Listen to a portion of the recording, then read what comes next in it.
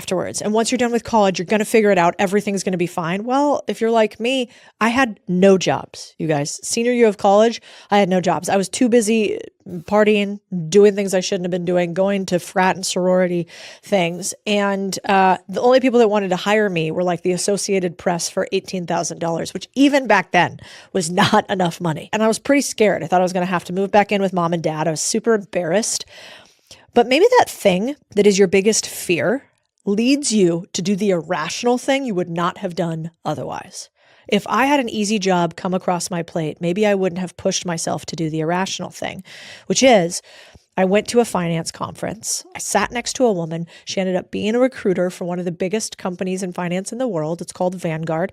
And I just got curious. Your willingness to ask questions and look stupid while everybody else tries to position themselves, especially when you're young, is what's going to make you stand out.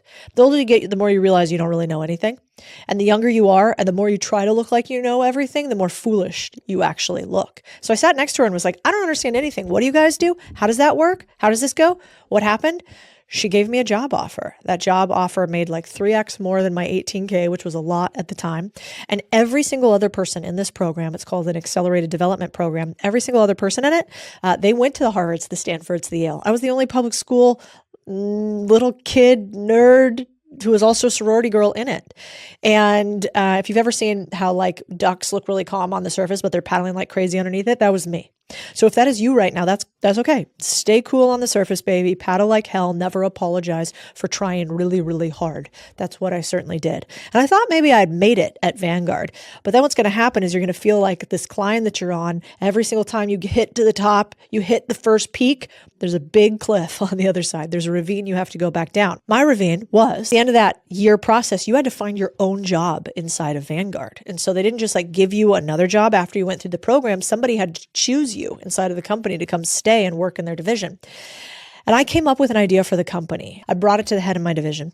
The guy's like, cool, this seems like a cool idea. And then what happened? Well, he pulls me back in a couple hours later.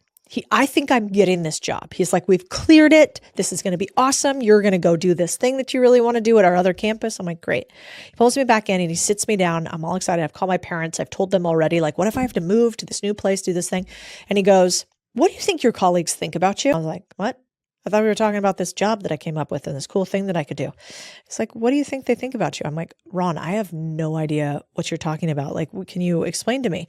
And he goes, well, your colleagues think that you would leave dead bodies behind you to get ahead. Jesus Christ. Like metaphorically, physically, I was like 110 pounds soaking wet back then. And I'm trying not to cry, candidly, because I don't know what to say to that. And I'm like, I'm sorry, I don't understand what you're talking about. And he basically said, well, you never come to the group lunches. You never plan group activities.